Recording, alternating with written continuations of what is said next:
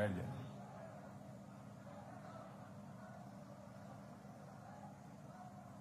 इस बुद्धल सीट के कैंडिडेट जनाब चौधरी जुल्फकार अली साहब, यहां के डिस्ट्रिक्ट प्रेसिडेंट जनाब दिनेश शर्मा, यहां के इंचार्ज जनाब जुगल डोगरा, यहां के जनरल सेक्रेटरी जनाब मंजूर नाइक, जनाब सुभाष शर्मा, जनाब देवराज शर्मा, गुरुदेव ठाकुर, और यहां मौजूद मेरे सभी नौजवान दोस्तों, ये मेरे बुजुर्गों, माताओं एवं बहनों,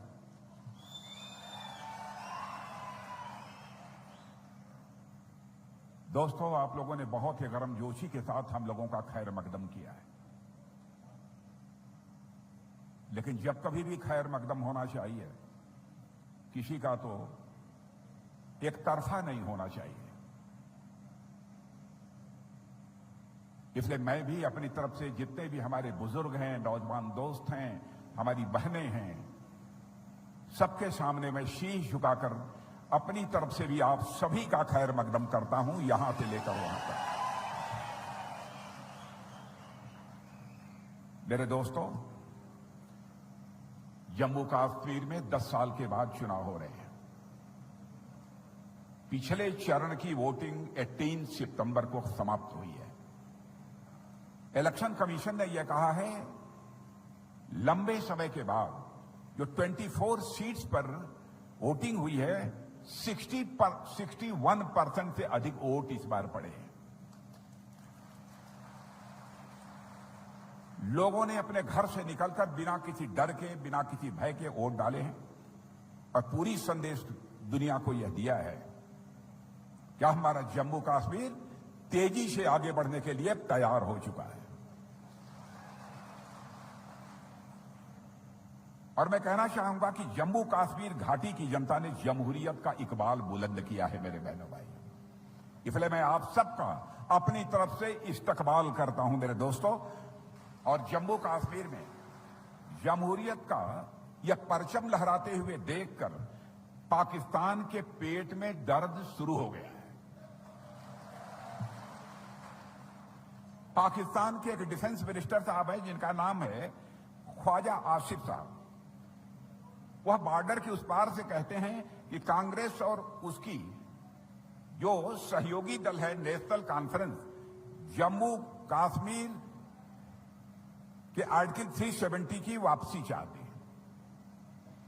मेरे बहनों भाइयों, मैं इतना ही कहना चाहूंगा, जिसको राजनीति करनी है वो जिस हिंदुस्तान में रहता है वहां की राजनीति करे। इन चुनाव में पाकिस्तान की प्रॉक्सी बनकर किसी को काम नहीं करना चाहिए। मैं यह अनुरोध करना चाहता हूं।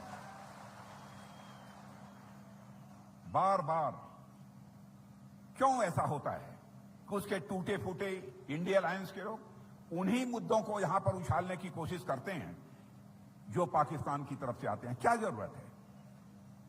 इन्हीं लोगों ने पुलवामा को लेकर सवाल उठाए, इन्हीं लोगों ने सर्जिकल स्ट्राइक और एयर स्ट्राइक को लेकर सबूत मांगे थे, और यही बात बराबर पाकिस्तान से भी आ रही है। ऐसा क्यों होता है? मेरे दोस्तों, गलवान को लेकर इन लोगों ने सवाल खड़ा किए थे। यह सब सारी बातें जाहिर तौर पर इस ओर इशारा करती हैं या पाकिस्तान का एजेंडा चलाने की कोशिश यहां पर नेशनल कॉन्फ्रेंस, पीडीपी जैसी और कांग्रेस पार्टियां जैसे कर रही हैं। मगर मैं इस तरफ से उस तरफ, दोनों तरफ यह बता देना चाहता हूं कि पाकिस्तान का नापाक एजेंडा अब जम्मू कश्मीर के मेरे भाई बहन नहीं चलने देंगे। यह मैं डंके की चोट पर कहना चाहता हूं। साथियों, यहां की जनता ने बहुत कुर्बानी दी है, बहुत कुर्बानी दी है। आतंकवाद ने न जाने कितने लोगों की जिंदगी को तबाह किया है। मैं आपसे यही अपील करने के लिए आया हूं, देश का डिफेंस मिनिस्टर होने के नाते, कि मेरे बहनों भाइयों, एक नया जम्मू कश्मीर बना दो। और भारतीय जनता पार्टी एक नया जम्मू कश्मीर बनाने के लिए पूरी तरह से तैयार है। अब कोई दुनिया की कोई ताकत अब जम्मू कश्मीर को पीछे नहीं कर सकती है मेरे बहनों भाइयों। कंगाली और बदहाली का इंटरनेशनल ब्रांड एम्बेसडर बन चुके पाकिस्तान। आप जानते हैं कितनी कंगाली और बदहाली वहां है। अपना मुल्क संभल नहीं पा रहा है और उनको बराबर भारत की चिंता लगी रहती है, भारत के मामलों में वह बराबर हस्तक्षेप करते रहते हैं। आज पाकिस्तान इंटरनेशनल मॉनेटरी फंड से $7 बिलियन के एक बेल आउट पैकेज के लिए वह गिड़गिड़ा रहा है। जितने अरब डॉलर का बेल आउट पैकेज पाकिस्तान मांग रहा है मेरे दोस्तों, उसका लगभग 10 गुना का पैकेज जम्मू कश्मीर के लिए हमारे प्राइम मिनिस्टर ने पैकेज के अंतर्गत दिया है। और पाकिस्तान की कटोरा पकड़ने की हालत इसलिए हो गई है मेरे दोस्तों, क्योंकि सांपों को पालने और उनका कारोबार करने का अंजाम हमेशा बुरा होता है। पाकिस्तान का टेररिज्म एक्सपोर्ट का धंधा मेरे दोस्तों अब लगभग समाप्त होने वाला है। और देश का रक्षा मंत्री होने के नाते आपको वकील दिलाना चाहता हूं, जम्मू कश्मीर की धरती से टेररिज्म समाप्त होकर रहेगा मेरे बहनों भाइयों, याद रखें।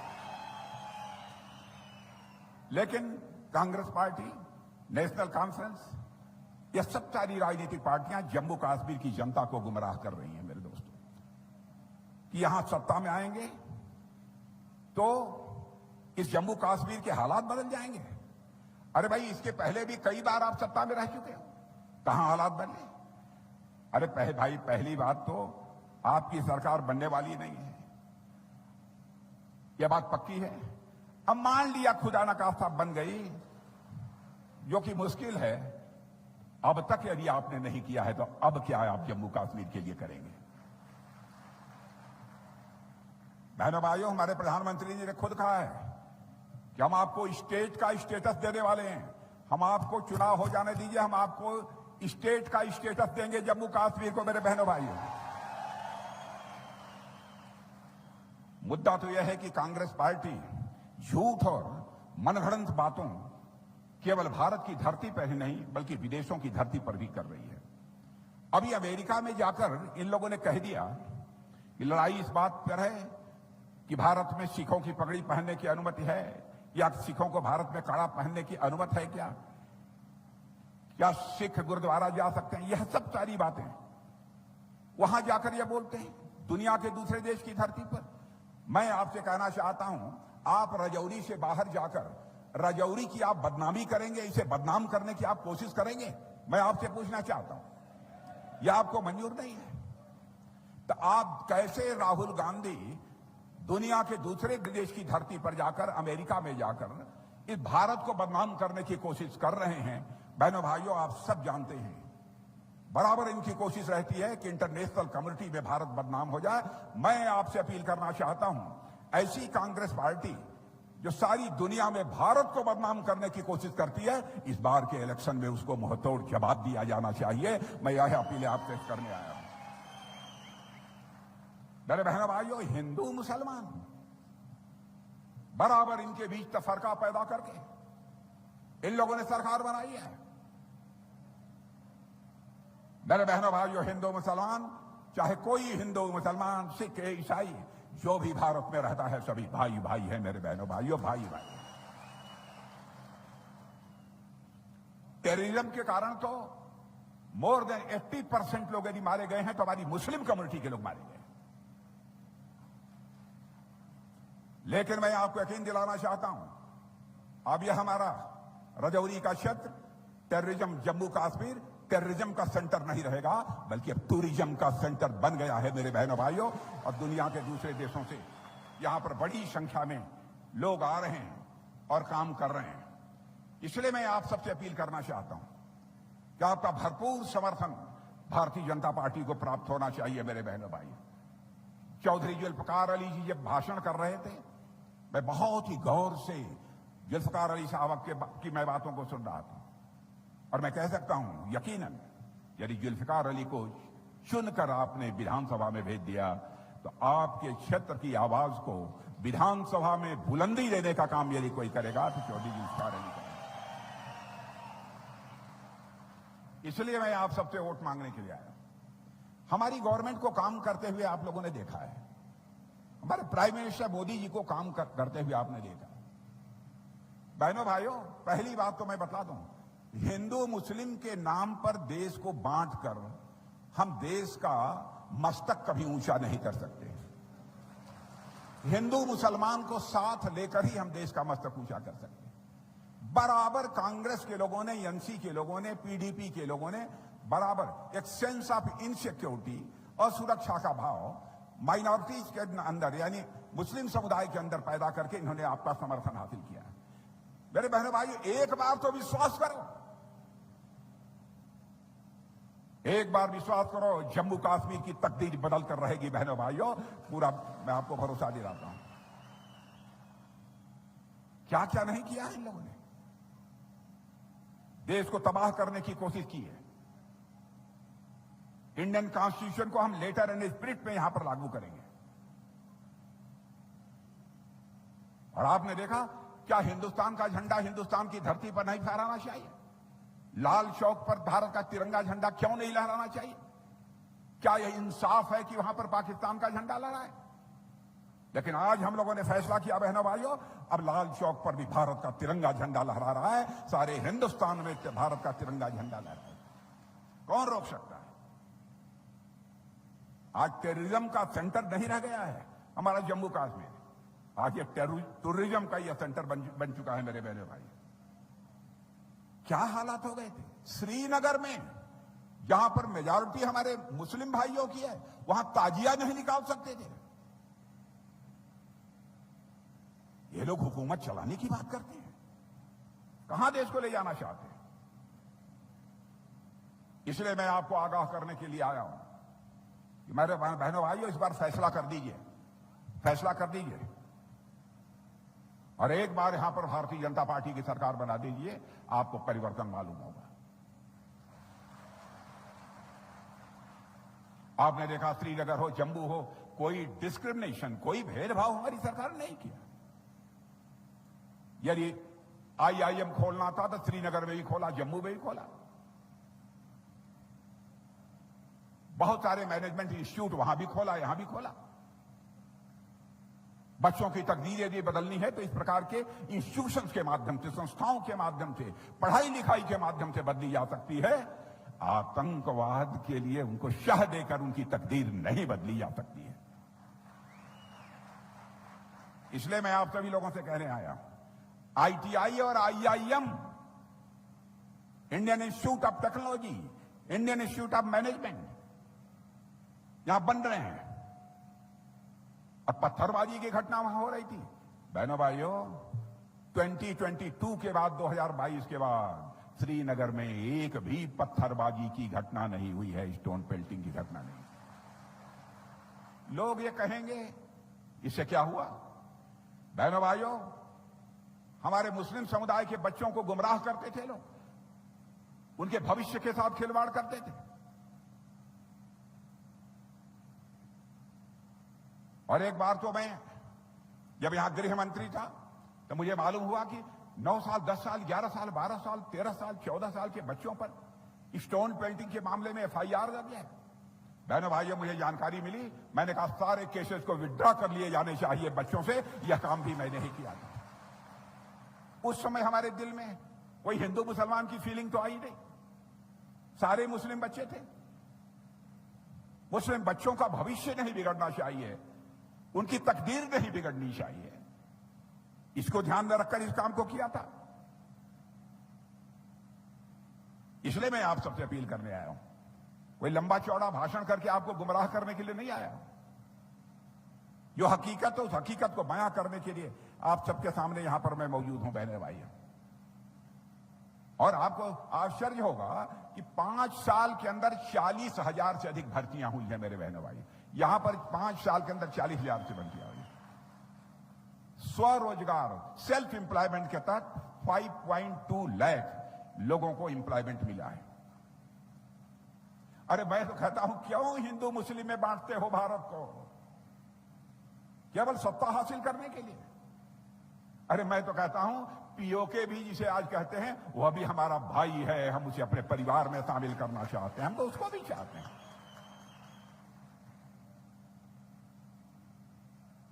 कुछ लोग कहते हैं पाकिस्तान से बात करो।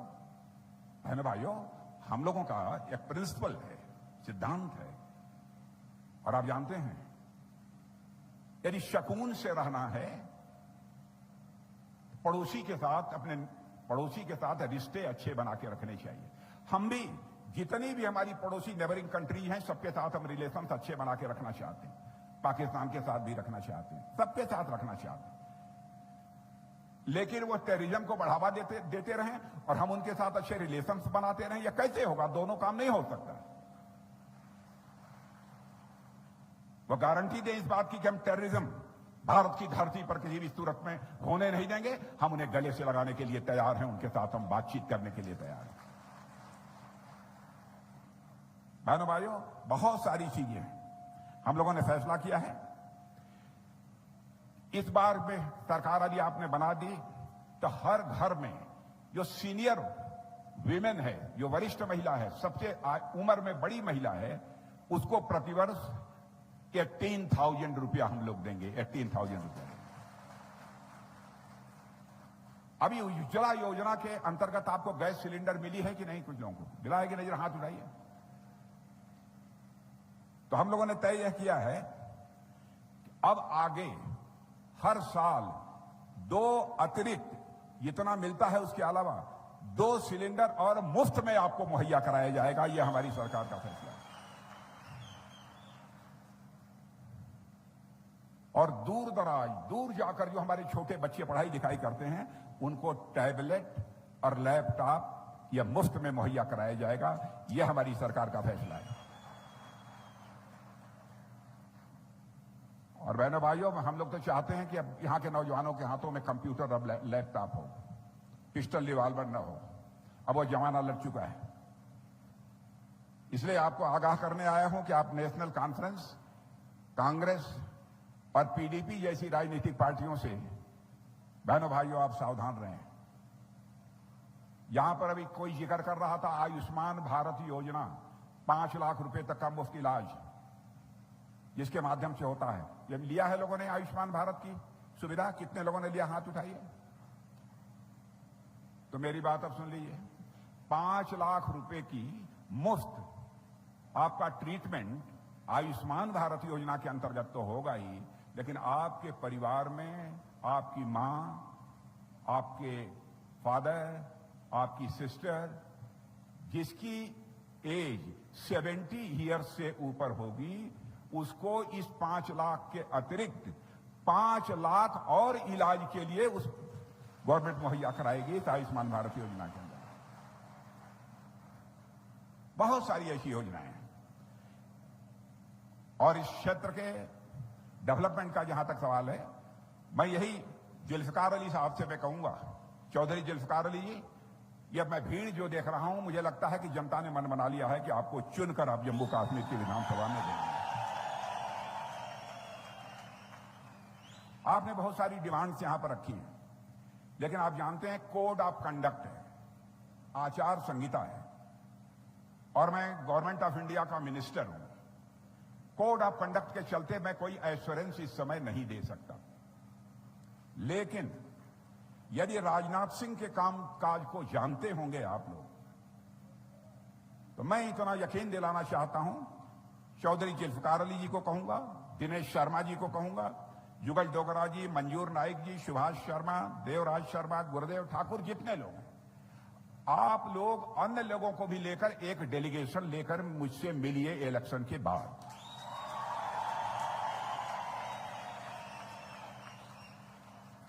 जिन समस्याओं का निदान हमारे माध्यम से हो सकता है, उन समस्याओं का निदान अपनी माध्यम से करने की तहे दिल हम कोशिश करेंगे।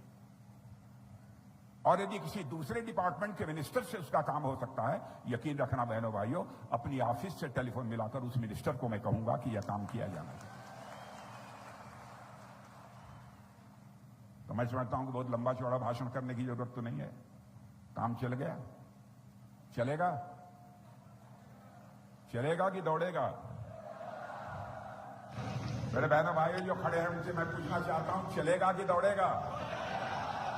वहां पर भी जो ऊपर लोग हैं मुझसे पूछना, चलेगा कि दौड़ेगा? या देखिए ऊपर जो लोग खड़े हैं, एक बार हाथ उठा लीजिए। लोग फोटोग्राफ लेना चाहते हैं आपका, जो वहां ऊपर खड़े हैं सारे। बहुत अच्छे। जुल्फिकार साहब, एक बात मैं आपसे कहना चाहूंगा, एक एश्योरेंस आपकी तरफ से चाहिए। मुझे लगता है कि यहां की पब्लिक ने मूड बना लिया है कि जुल्फिकार अली भुट्टो को इलेक्ट करके हमको जम्मू कश्मीर की विधानसभा में देना। तो यहां से इलेक्ट होने के बाद एक बार हमको फिर से बुला लीजिए।